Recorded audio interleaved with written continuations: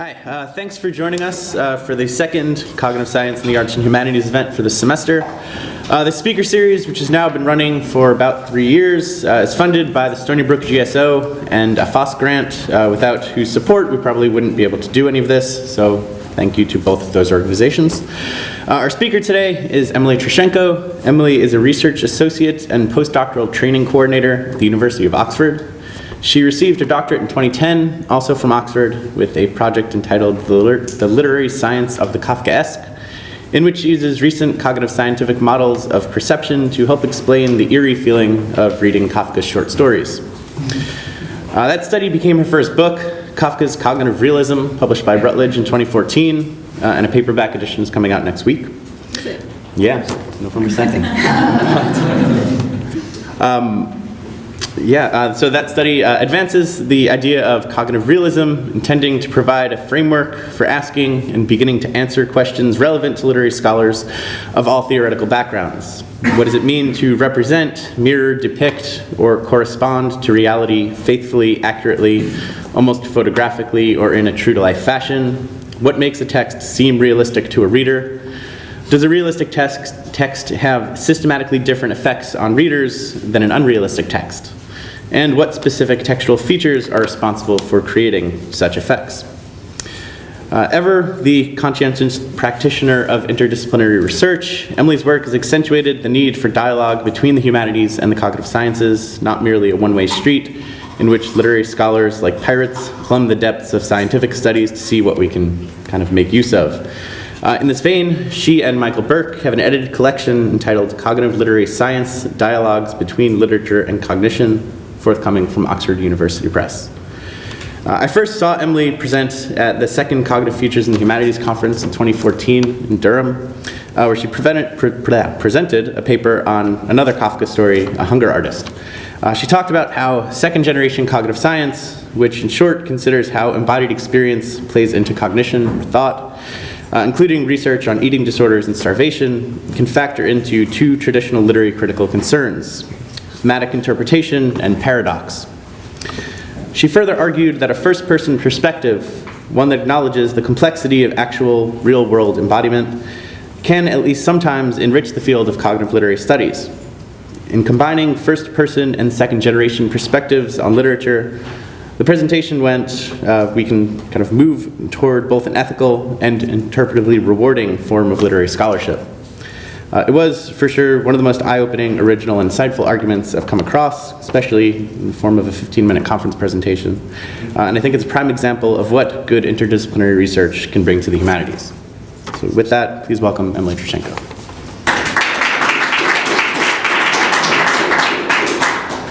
Thank you. That was such a lovely introduction. I appreciate it. I'm very happy to be here.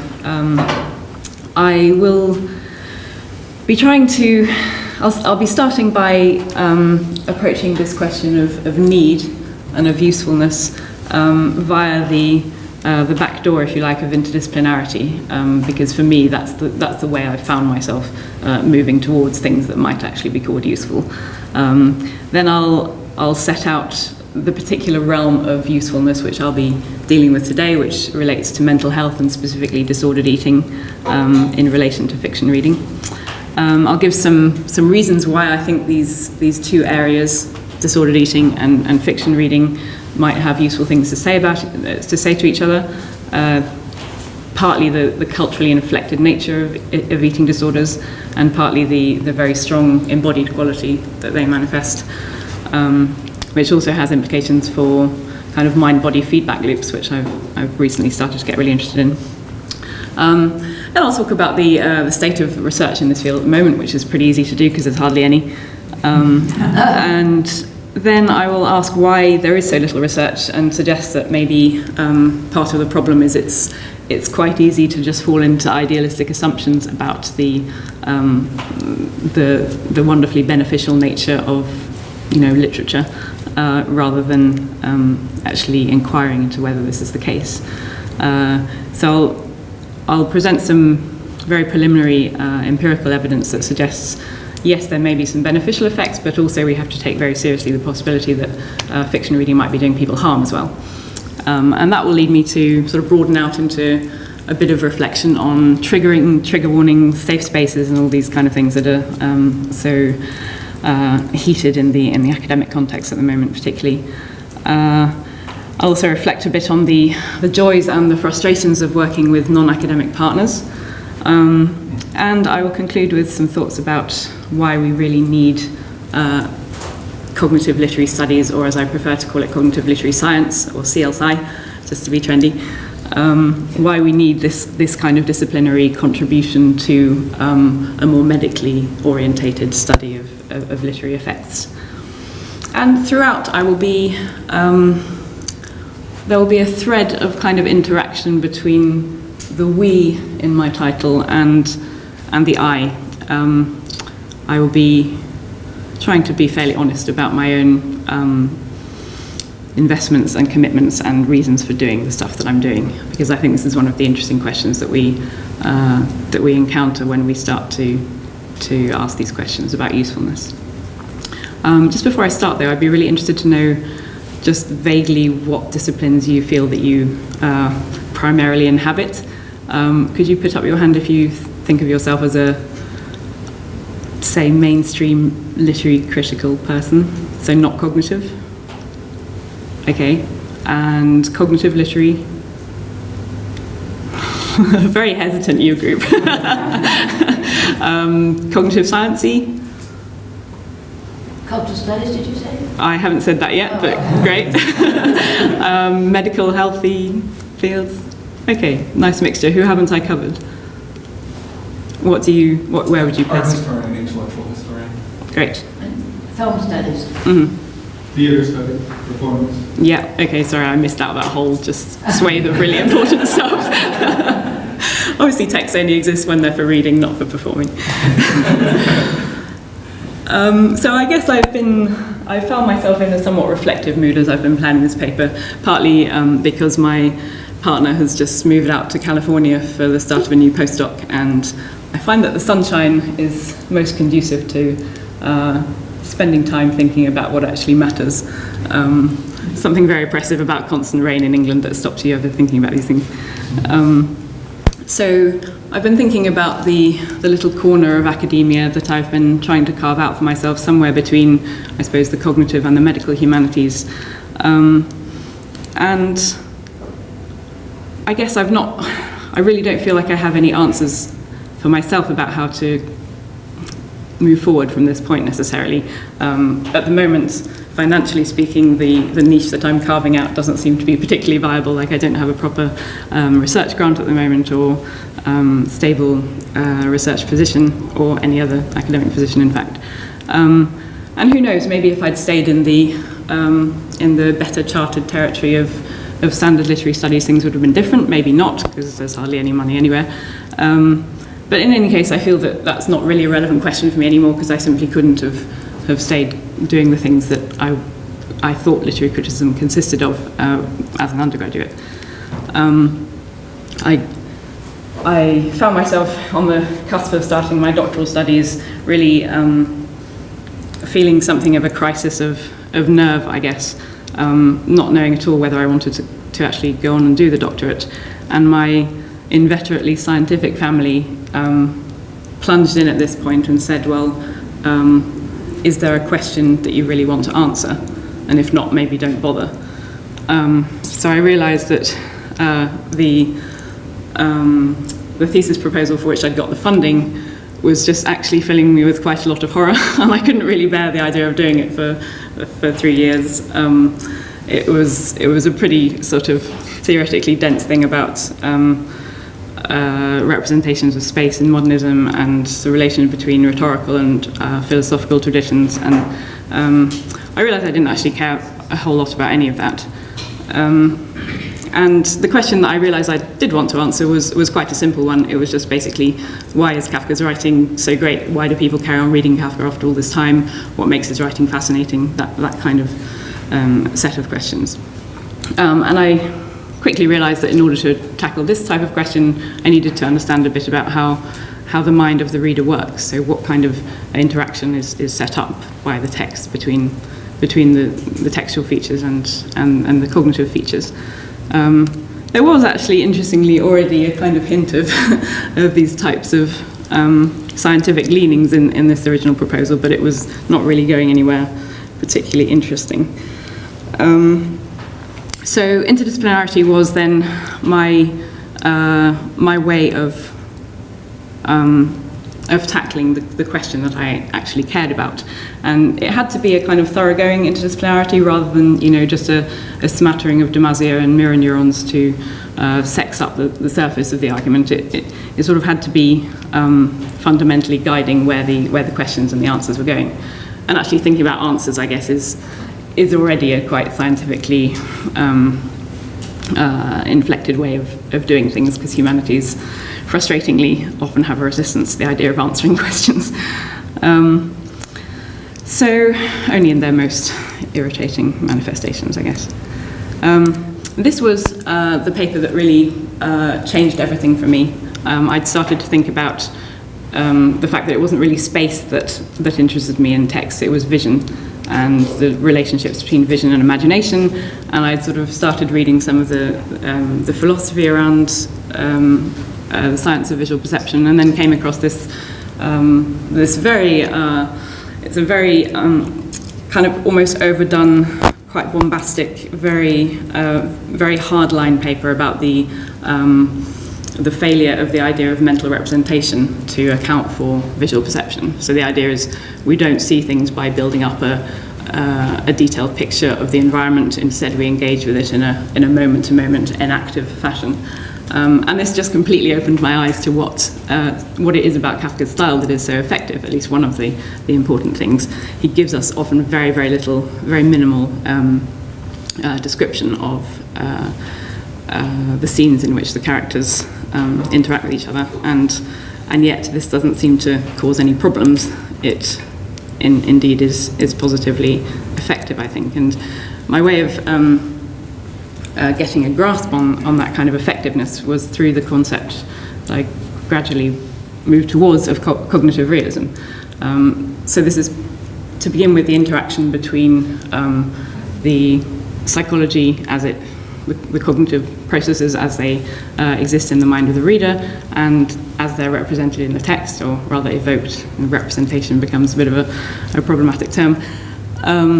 So if there's a direct correspondence between those things, you can call a text cognitively realistic. And then there's also the third little cog in the system, which is the folk psychology, so the intuitions about how the mind works, which sometimes converge with how it really works and quite often don't. So once you have the interactions between those three things, you can actually start to make some quite interestingly detailed hypotheses about how textual features might create certain effects or not. And so the idea with Kafka was basically his style, the Kafkaesque style, if you like, is potentially quite compelling because it corresponds to the realities of how we see, so not building up a detailed picture of everything in the space, but actually just engaging with stuff as we need to in a rather fragmentary sense. So it's compelling for that reason, because there's that correspondence, but it's also unsettling because the folk psychology does not say that. It's all about pictures in the head and access to the whole pictorial lot of detail. And this image is just a kind of configuration of the description that you get at the beginning of my favourite one of Kafka's text, Der Prozess, the trial, where basically this is all that is described about the location of the protagonist at the beginning. But that's kind of all you need, and you really don't notice the lack of detail until you start to pay attention to it. So this may seem rather far away from mental health, but I guess I wanted to try to be honest about this idea of usefulness, what its essence is for me at the moment. And that brings me to the question of why one makes decisions about anything at all in life, including about which academic things to study. And I think maybe there are three main options. One is kind of choose stuff that you think has a good chance of making you happy quite soon. The second option is to do things that may seem like they'll get you higher status or will help you tackle anxiety or feelings of low self-esteem or something, but which actually don't do that and just end up making you feel worse about yourself. And then the third route is the idea of finding stuff that gives you a sense of purpose and meaning that's not too easily assailable, that you can just, when you encounter that question that we all encounter from time to time, not always in the middle of the night, why am I bothering with any of this? That there is quite an easy, ready-made answer to that. So I feel like doing the standard, creating new interpretations of text that no one actually cared about was route 2, which I was doing for quite a while. And interdisciplinarity has been the way of shifting towards the happier kind of route 3. Route 1 is also really appealing, especially in California. But I guess I haven't quite worked out what that would consist of. So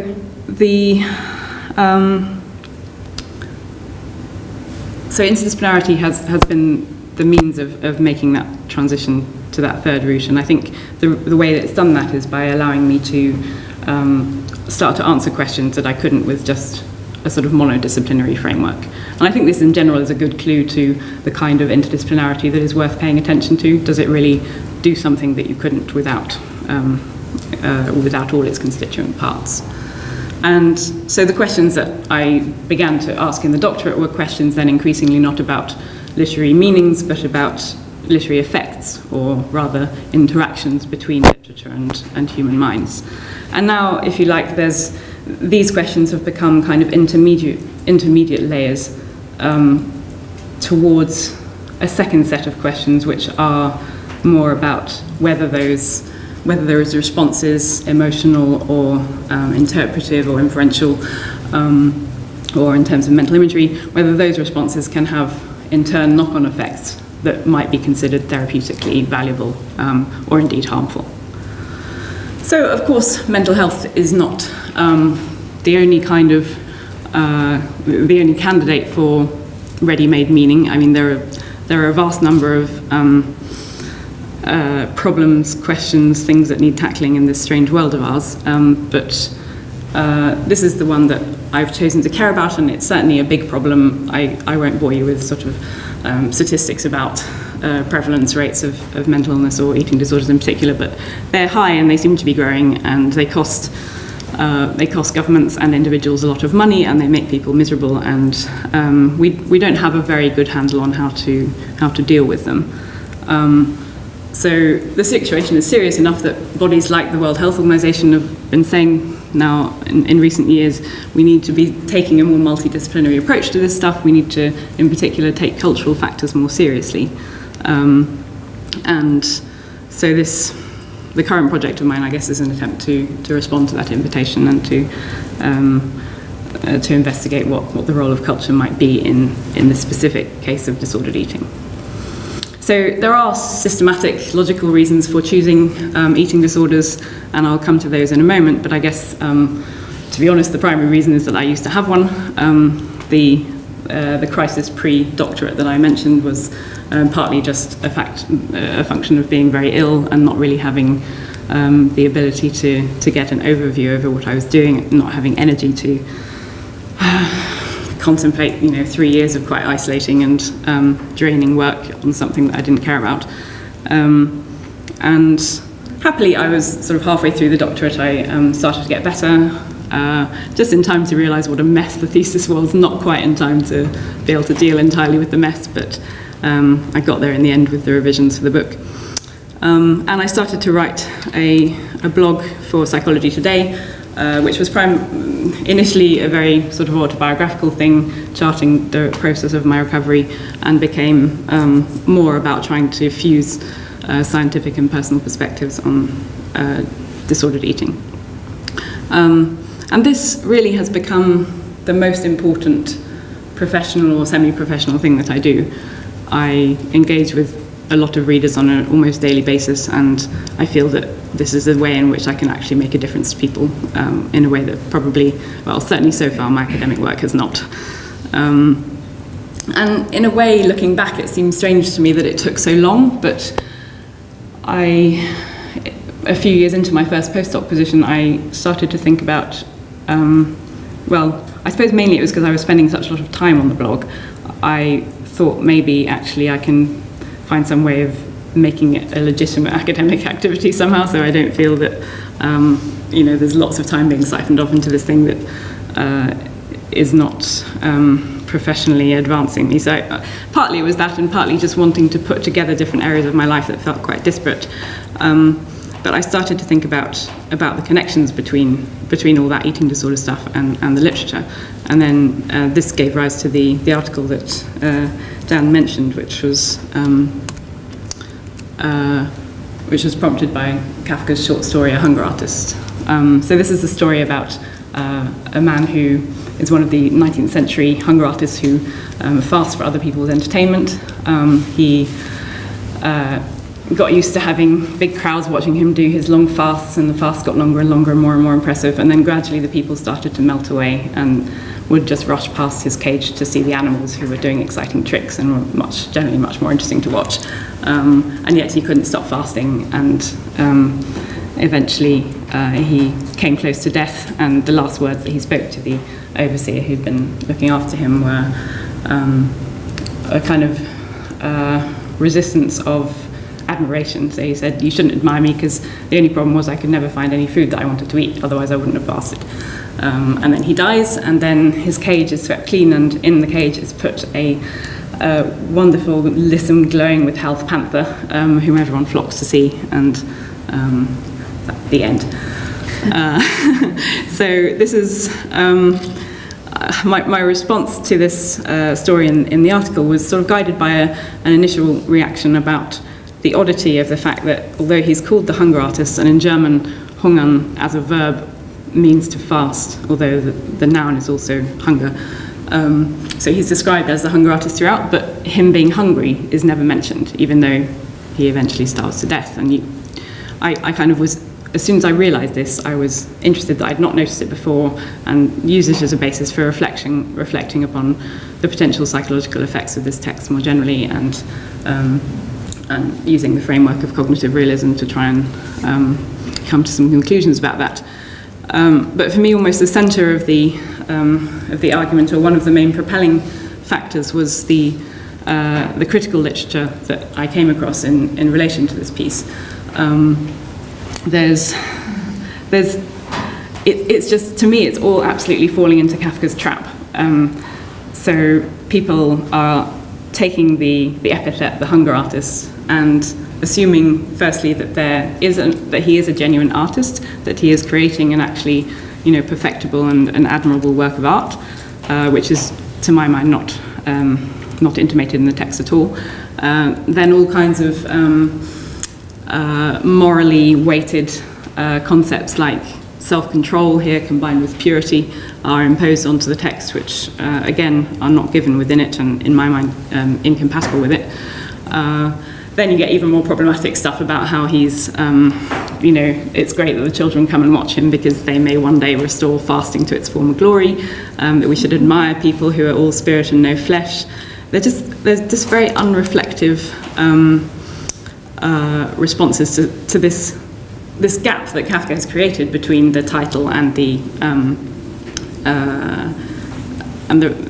rest of the textual content, which has nothing to do with artistry.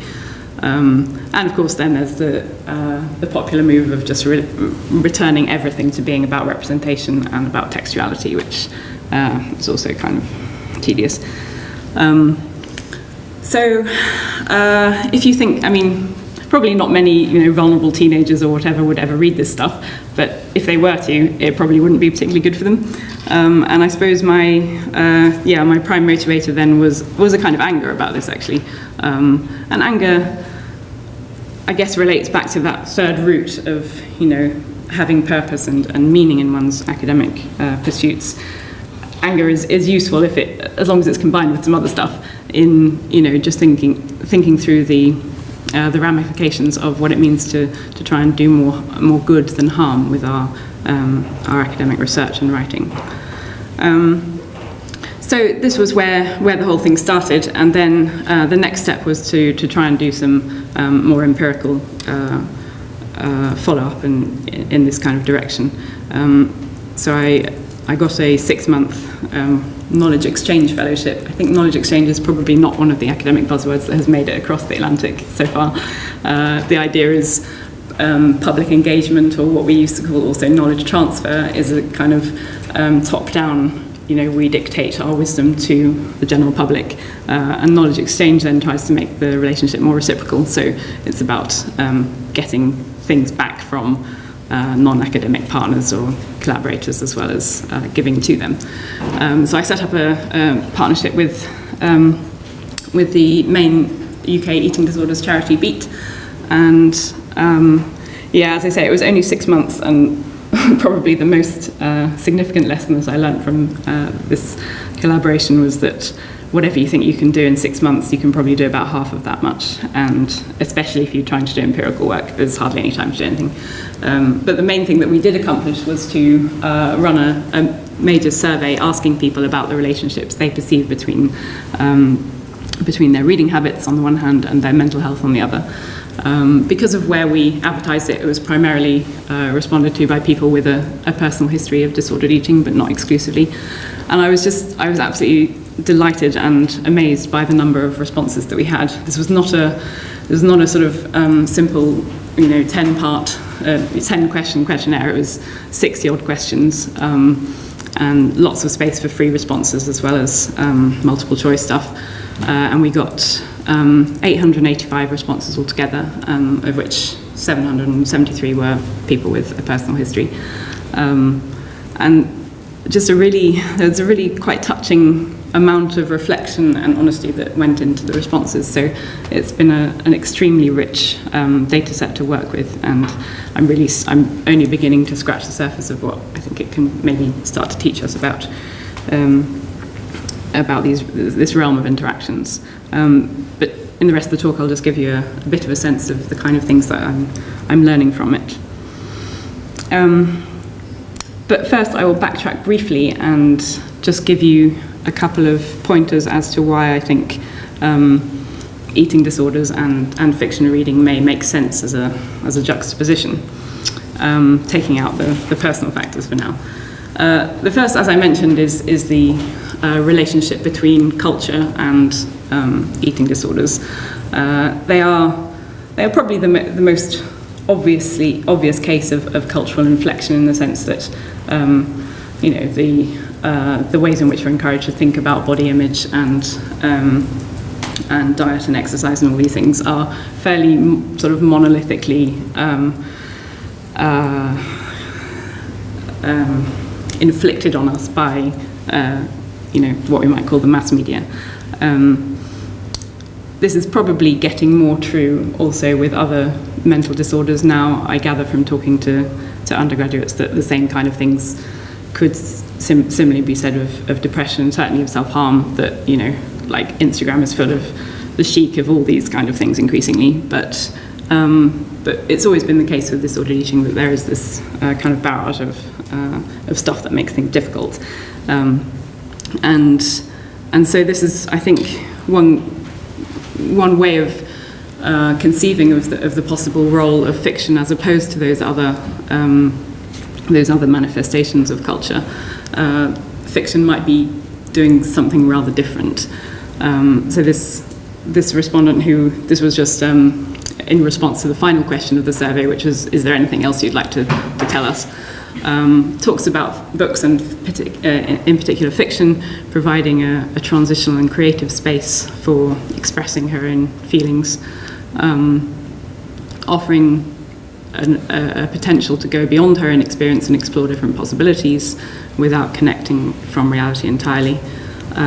So the therapeutic potential of fiction reading is made clear there, and seems to be set up in opposition to the kind of stuff that other manifestations of culture might provide. Of course, then you've also got the flip side, which is that there is no hard and fast line between cultural artifacts of one kind or another, and books can be just as bad as anything else. So the second person is talking about fiction specifically about eating disorders, so with a main character who has anorexia, I think, in this case. And she talks about how she used to use eating disorder fiction to basically learn how to do the eating disorder better. And once she found the pro-anorexia community online, she no longer needed the books, but they're basically equivalent. So that's one, the cultural side of things is one kind of motivation for looking at these things in interaction with each other. The second is the very significant role of embodiment in eating disorders, even more so than perhaps with many other mental health conditions. I guess the role of embodiment is different amongst the different disorders. It's perhaps most clear in anorexia, where starvation just has a very systemic and profound set of effects on the way that the mind works. But the same can be said of bulimia, with the kind of binging and purging cycles that develop, or with compulsive overeating, binge eating, and so on. As soon as the embodied system starts to break down, there are knock-on effects on the psychological functioning. So this has a couple of consequences that are relevant here. One of them is the potential for, because embodiment and the simple physical deterioration are so significant, we can actually identify a potentially important role for things that change attitudes that might then lead to changes in behavior.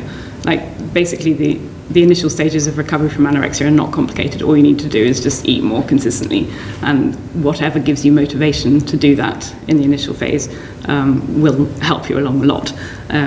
So if we think that there might be the potential for fiction to play a role in changing attitudes and creating possibility for behaviours, then that could be quite significant. Whereas something like depression, perhaps the behavioural changes have a less direct and immediate effect. And then the other sort of much more general point is about these feedback structures. This is an adapted version of a cognitive behavioural model of a restrictive eating disorder.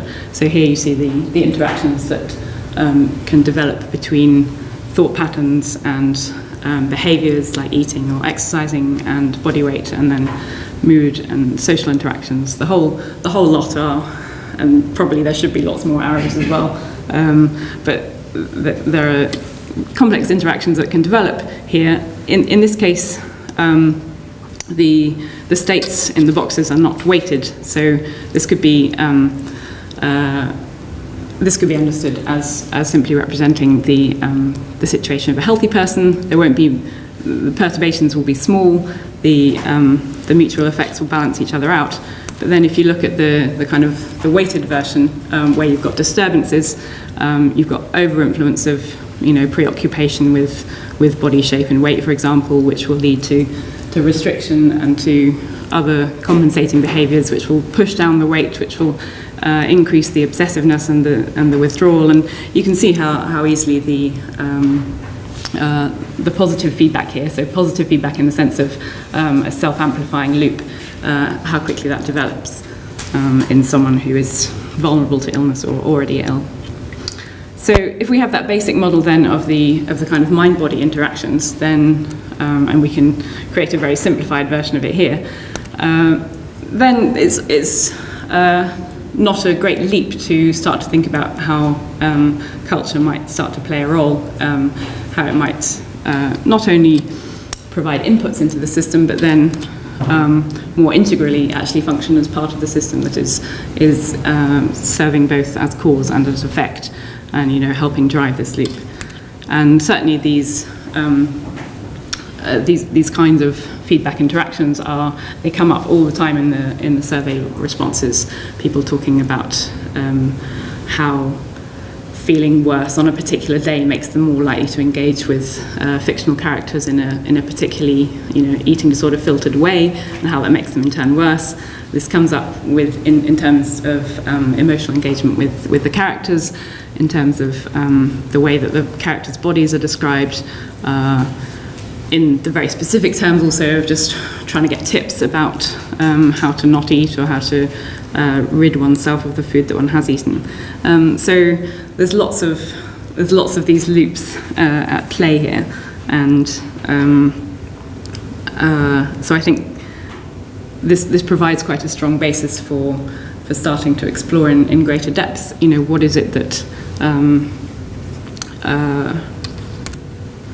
gosh, that's a very busy slide, sorry. What are the constituent, what are the relationships of cause and effect that are important here? So this is just, I wanted to try and give just some examples of the quantitative side of the analysis that I've done. So I've identified, just on the basis of me sitting down and trying to basically close read the qualitative results here, I've identified 19 different types of feedback, positive feedback loop.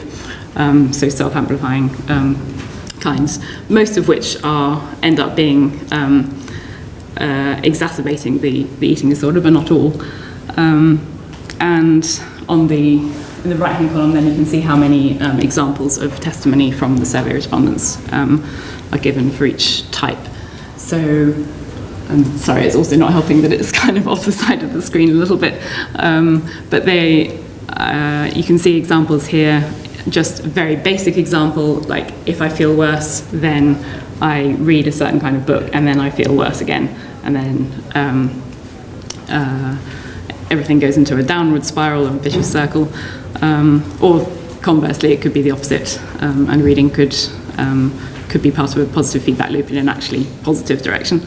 Then there are lots of examples of how mood and self-esteem and body image interact with the reading process. Lots also on this idea of self-triggering. I was really quite shocked by the number of people who have completely lucid awareness of the fact that they seek out texts that they know are going to make them feel worse, and indeed they do, and then they get worse, and then they'll look out more texts because they are even more stuck in that mindset. So lots of examples of this kind of thing going on.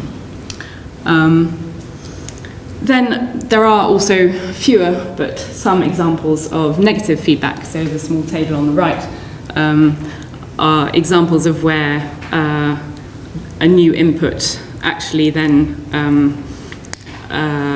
breaks into the feedback loop and creates if you like, a calming effect, sort of in the case of in the therapeutic case, then prevents this vicious circle of feeling bad, reading in some way, feeling worse. So these examples. So for example, one person who talks about when she's tempted to stop eating in the anorexic context, she knows what kind of books will help her to eat, so she goes and looks for them, and then she feels less anxious, and then she's more likely to be able to eat. Like that kind of thing is obviously very relevant to how we might conceive of the role of fiction reading in therapy. And I've given just a couple of quotes as examples here, both for negative feedback in the first example, feeling low, reading, then feeling better, and then positive feedback in the second example,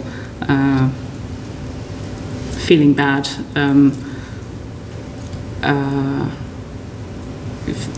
reading, feeling more depressed, and then actually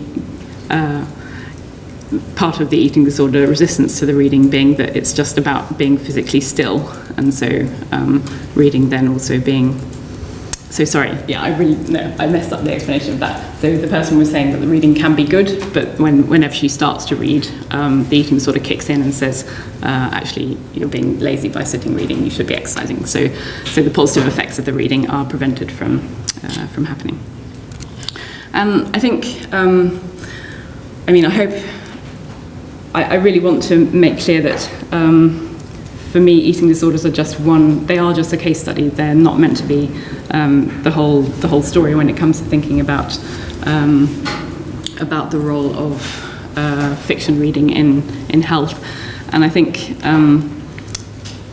feedback is a good concept for broadening our gaze beyond eating disorders, because we can think about feedback in so many of the other processes that are part of reading, from the perceptual and cognitive act of reading any text, So there's interesting work that shows that discourse level of interpretation actually can have direct effects back on the visual processing level. So from that kind of more low-level processing realm, then we also see feedback at high levels, and this is my sort of preliminary attempt to think about how fiction might differ from non-fiction in terms of its feedback structures. The idea being that perhaps the greater sort of referential purpose of non-fictional texts, the fact that they're pointing to something beyond the text that is relatively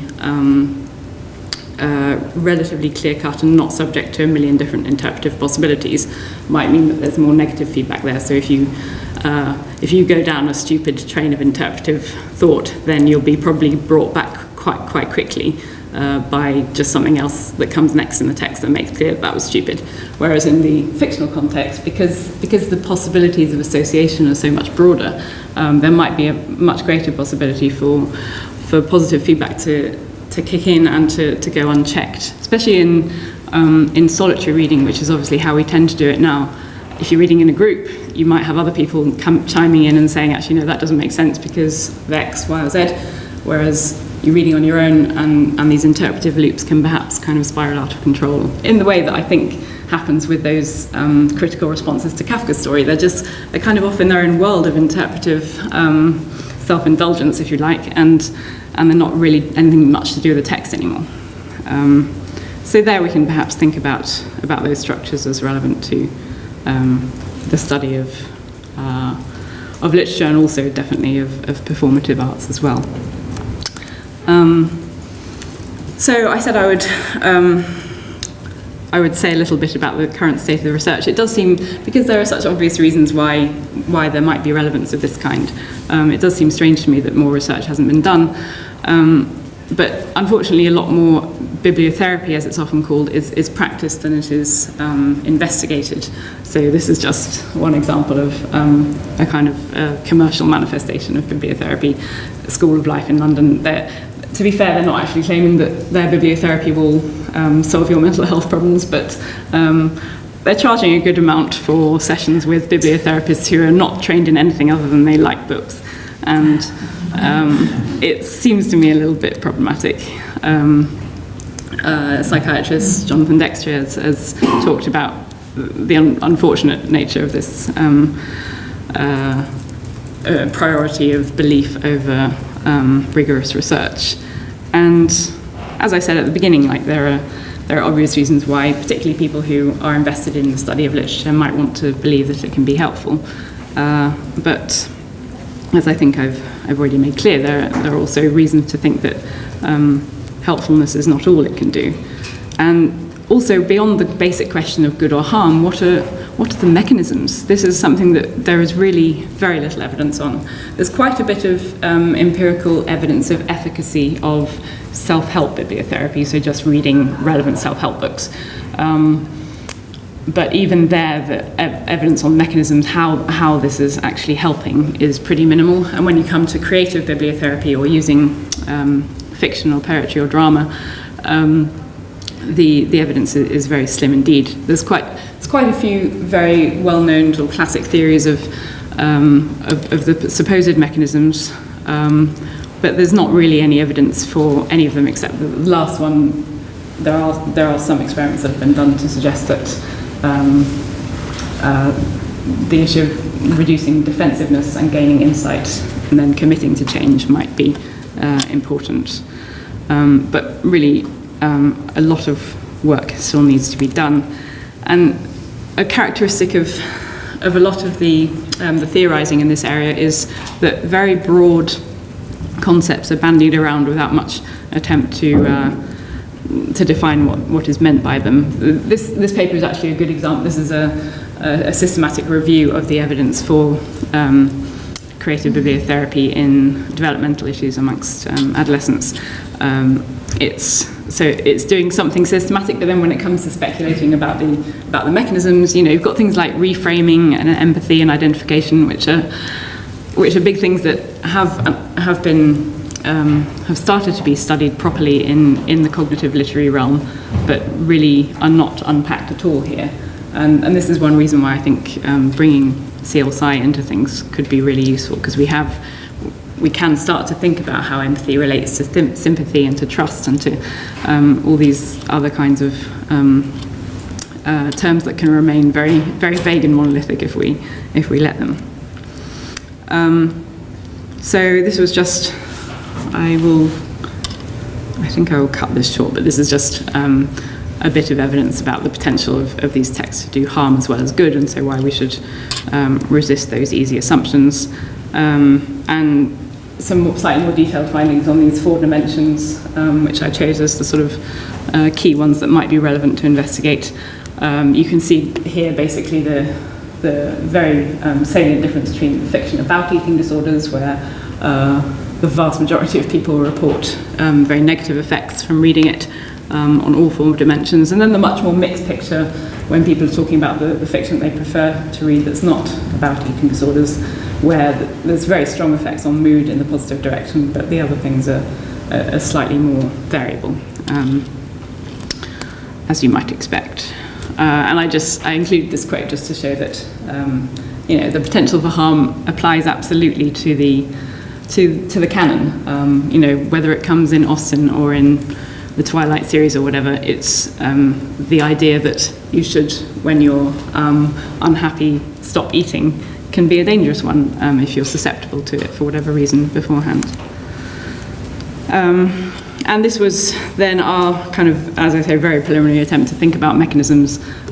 So people are reporting, these are multiple choice, so people could select multiple options here, but you can see that like all of them seem to have some potential relevance, and I think it just shows that there's really a lot more to do in terms of getting past this basic theoretical assumption that the goal of reading should be to increase insight, which to me is bound to be sort of questionable in any realm, but I think in the case of eating disorders it's particularly so, perhaps because a lot of people, myself included, manifest a very high degree of insight into their condition, but a total inability to act on that insight. And so maybe giving insight into the condition, which would be promoted most effectively by reading something that relates very closely to your own condition, which is something that the theorists often talk about. Maybe that's actually less useful than just reading stuff that opens your mind to other possibilities.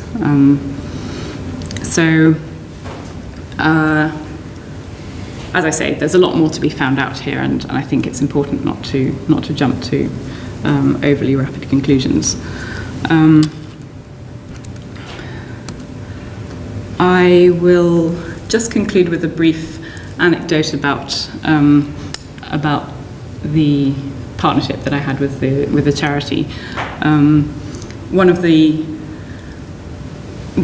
I suppose one of the implications of what I've been saying is that, and which I just want to clarify, I don't really mean is that these survey data should be taken at face value. Obviously, they're only self-report. They're only people's own insights into what they think is going on, and I think it's kind of quite dangerous to take them literally without inquiring in a more experimental fashion into the actual relationships of cause and effect. If we don't do that, we get kind of into the realm of the whole idea of triggering, and the sense that if people say that they are upset by something, that means they necessarily shouldn't have engaged with it, and they should perhaps even have been protected from it. And this is something that Beat and I sort of ended up arguing quite a bit about, because, well, actually we didn't argue because they weren't willing to, but it turned out that my blog contravenes their guidelines for how the media should represent eating disorders. So they said that if the partnership was to go on, I couldn't mention the collaboration on the blog, and sort of had to keep them very separate from each other, which was a shame. But it was mainly a shame that they weren't willing to engage and sort of think about the evidence base for those guidelines, which was empirical, but it was only survey based and quite small. and to think about the broader questions of, how we think about cost-benefit relationships, and, how to do. I suppose their idea was basically first do no harm, whereas my idea was more about how might we balance the potential harm and the potential good, or just more generally try to investigate what's really going on. So I guess these kind of things, it's very easy to take for granted that everyone will take an academic perspective on it, and of course, why should they? They're a charity, so their priorities are different. Just a final concluding few thoughts about where cognitive literary dialogue might be particularly useful. I think narrative perspective is one of the big questions that I've been thinking about for a while, and about which there are also many assumptions. Primarily the one that the first person kind of draws you in more than the third person. There is certainly some evidence that this may be the case in terms of sympathy and trust and things, but we need to know a lot more about this, and I wonder whether differences in perspective could be actually quite significant in changing people's attitudes towards things that happen in the text and in their own lives. Then coming back to the stuff about cognitive realism that I talked about in the beginning, there's the question of descriptive style, and whether I guess the default intuition would be that the more detailed a description of, for example, an emaciated body or whatever, the more potentially detrimental effects there could be. The more vivid the mental imagery then, and the greater the danger of kind of triggered response. But actually, I think maybe a very fleeting mention of someone's, beautifully slim physique or something could be just as powerful. So, what is the kind of relationship between those things? And then there's metaphor as well, which came up in my description of the critical responses to the hunger artist. The idea of purity, of strength, of cleanliness. All these things are very powerful in the eating disorder realm. And conceptual metaphor theory and things like that give us purchase. There's also interesting evidence about the relationship between moral judgments and physical cleansing, for example. So if we're thinking about textual manifestations of certain attitudes or judgments, are they actually more effective in a real world sense when they're conveyed through those particular metaphors of the eating disorder constellation? So I will leave it there. I hope I've managed to convey two things. Firstly, that eating disorders are really not the only thing going in this area. I kind of hate the talks where you feel like they've grabbed all the good territory for themselves and there's nothing else for you to do other than say, that's brilliant, why don't you carry on doing it? So, I mean, any of the big questions that one can think about, from climate change to religious extremism to, all the big candidates, I think there's a role for culture, for literary and dramatic and performative culture for our understanding of that to make a difference in tackling these things. And the second is this rather complex relationship between the personal and the academic. Once you've kind of acknowledged that you have biases and you have predilections and commitments and so on, then what do you do? I worried in putting together this talk about how legitimate it is to bring this stuff in, how it reflects on me. A lot in the writing that I'm doing now, I want to cite a blog post alongside all the peer-reviewed articles and things, but is that, what does that say about me or the field or whatever? But I hope that this kind of interaction between the cognitive and the medical humanities might start to take the initiative on this and find ways of being creative. We have to, given the internet exists and these boundaries are all becoming more blurred all the time.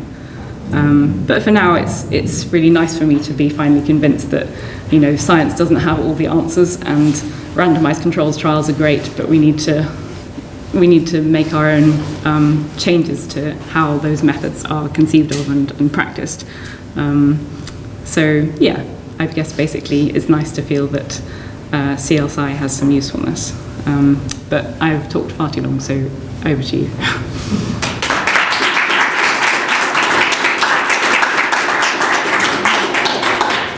Thanks so much. We can open up for questions.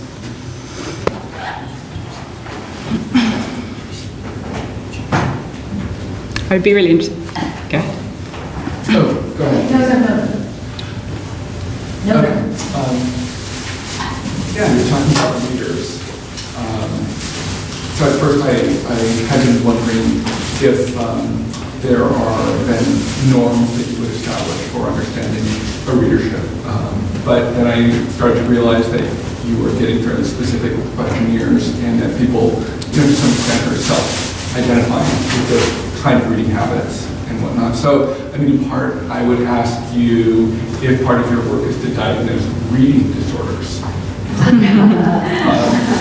And that might then be a way of, through your interpretive or hermeneutical approach to then understanding, what views and possible maybe corrections, or I don't know what you call it, but that's a question. And then I guess the broader question about, the historical literature that you're looking at would be about something about maybe whether readership is a historical.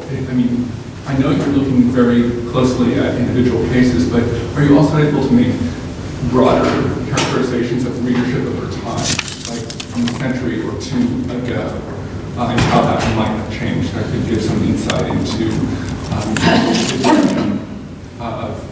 mental habits or something. Yeah, like reading disorders.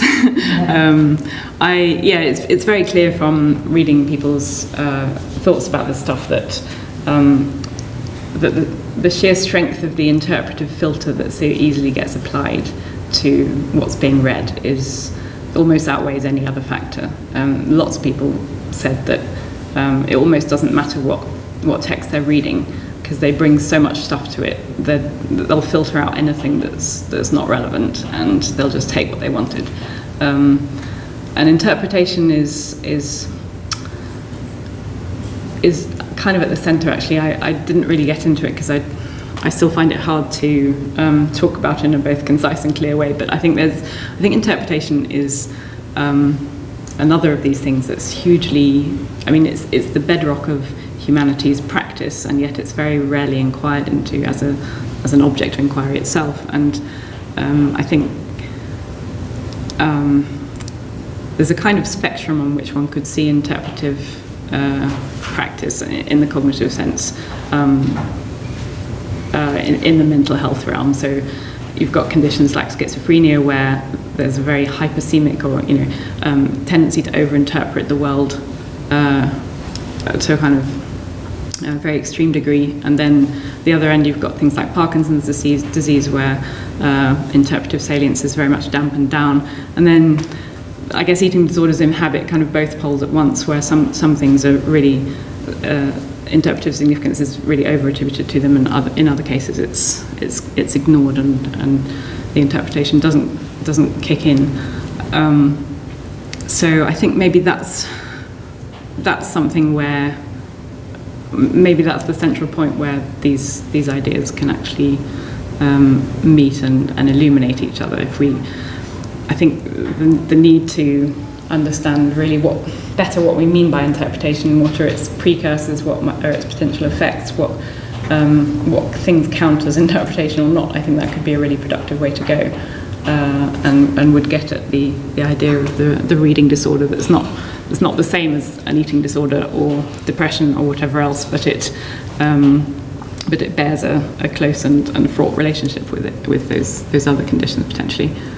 And the question about history, this gets right to the nub of what the empirically minded literary studies domain can and can't do.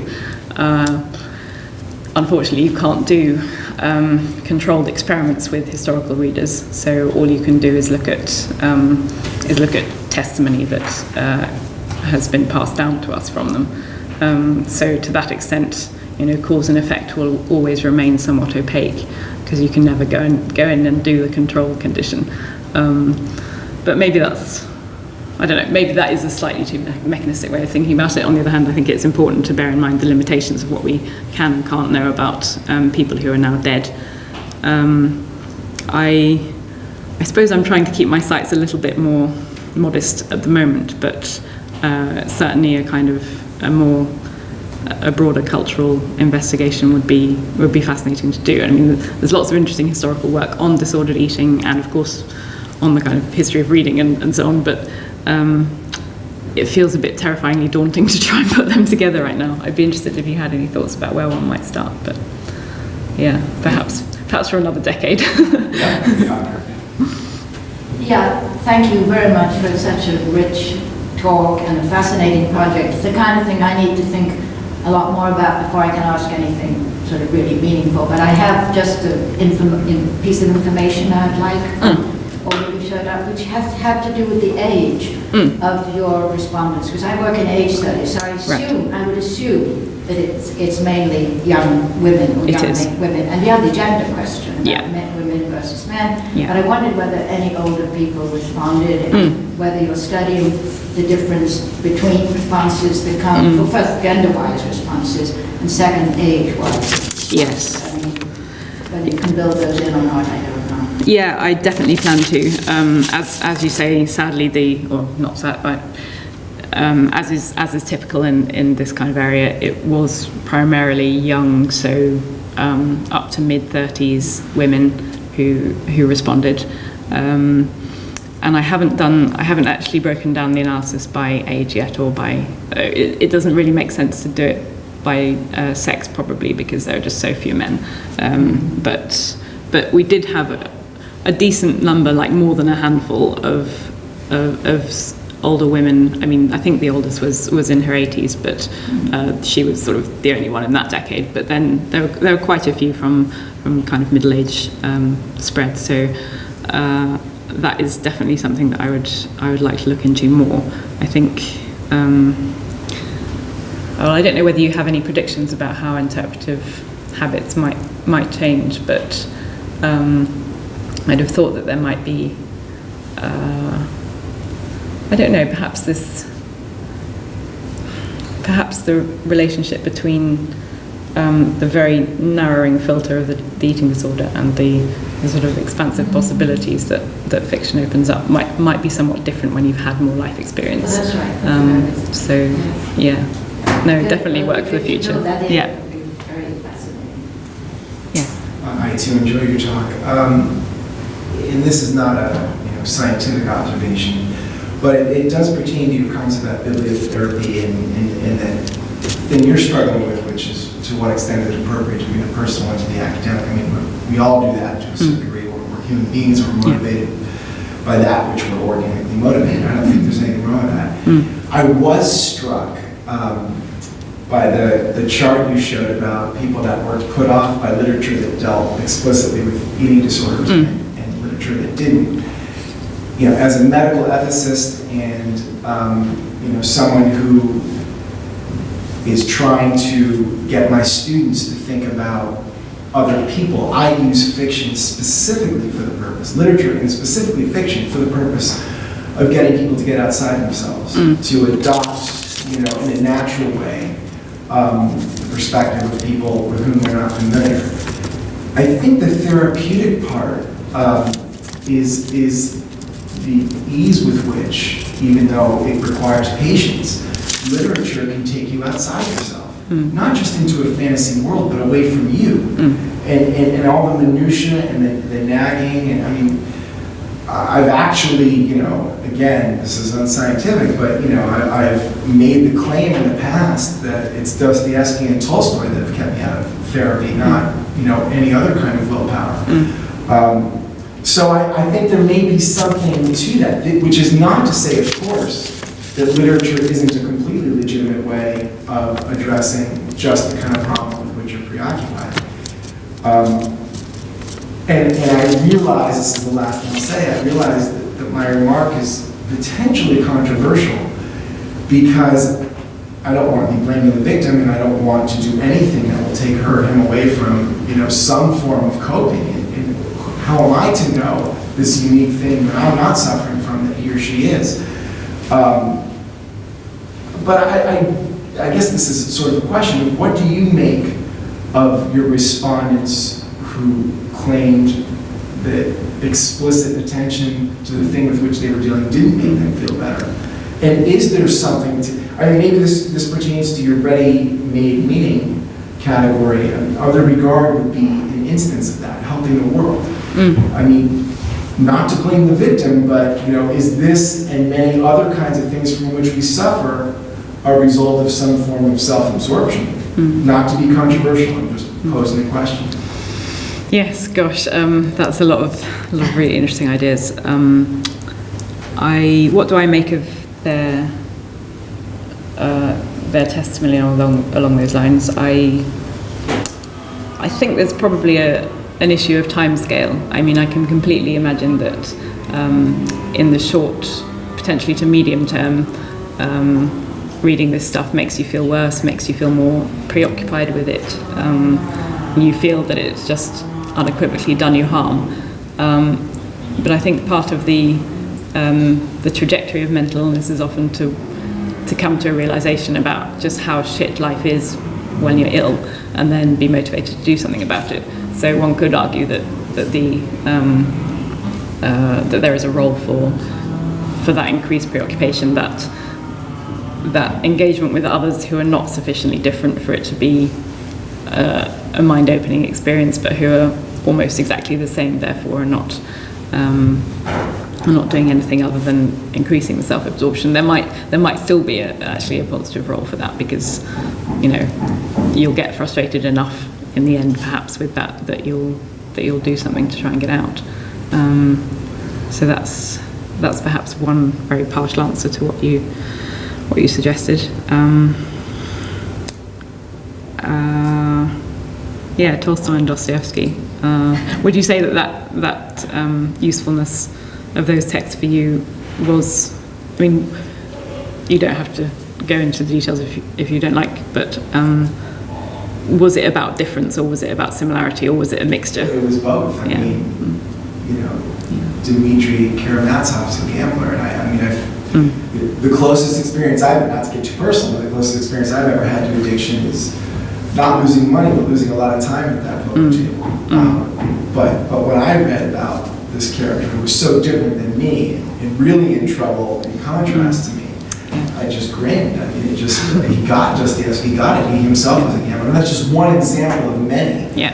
And Tolstoy talking, in Anna Karenina about the pretension of being a Russian, having to teach your daughters French, the older sister. I mean, just at a time, in my formative years when I was thinking about what kind of etiquette I needed to have and what kind of again, I'm learning by virtue of indirect communication here. It took me outside myself. So I guess that's an interesting point you're making. Maybe there's something in the middle there, close but not too close. That's interesting. And that probably relates to the question about immersion versus or in combination with a more distant response. Literature, you're learning new things. It's not just a reflection of you. That's what I meant by taking oneself outside. Thank you. I have one more question. I'm wondering what you think, or if you have any kind of comments on teaching this stuff to undergrads, because I feel like there's so much potential for both cognitive literacy studies in general, but also this kind of uniquely engaged or applied cognitive literacy studies. And I feel like once people get to the doctoral level, they're already into new historicism or other kind of forms of reflective or other kind of research. And if I've learned anything doing this speaker series for 3 years, it's like it's damn hard to turn people into different sorts of frameworks. But it's also, I feel like, in terms of general course offerings at undergraduate in departments in English or theater or art history or whatever, how might we be able to work in this sort of thing in humanities as opposed to, in a psychology department? Yeah, good question. Obviously there's an easy answer, which is to unrepentantly kind of go for the emotional hook and to say, either you or someone has definitely had a mental illness, for example, in this case, therefore I know that you care about it, therefore let's investigate what literature or literary study has to say about this kind of thing. But on the other hand, you don't want to do that too crudely, I think, nor do you just want to, because we don't really have any answers about any of this stuff yet. You can't present it as a kind of opportunity for them to learn how to self-medicate or something. I read an interesting article which I mentioned in the talk on the hunger artist stuff by Mark Anderson, who was talking about Kafka as well, and talking about teaching a class, including many young women who had either personal or indirect experience of eating problems. And he talked about this one young woman who was meant to be writing an essay about, I think it was in this case Camus, and symbolism of light or something in L'Étranger, and she sort of did a really bad job at her essay, or had problems with it, and he asked her what the issue was, and she said something about having wanted to, she'd been struck by how much food-related stuff was going on in the text, or body-related stuff, and she'd really wanted to talk about that, and yet hadn't wanted to because it felt way too close to home, and she didn't know how to. She felt that was not doing proper literary criticism because it would get her into the realm of the personal too quickly. So she'd just done a really half-assed job on the symbolism of light stuff instead. But that made me think about the dangers and also the potential of doing this stuff in the classroom. I think it's lovely for people to.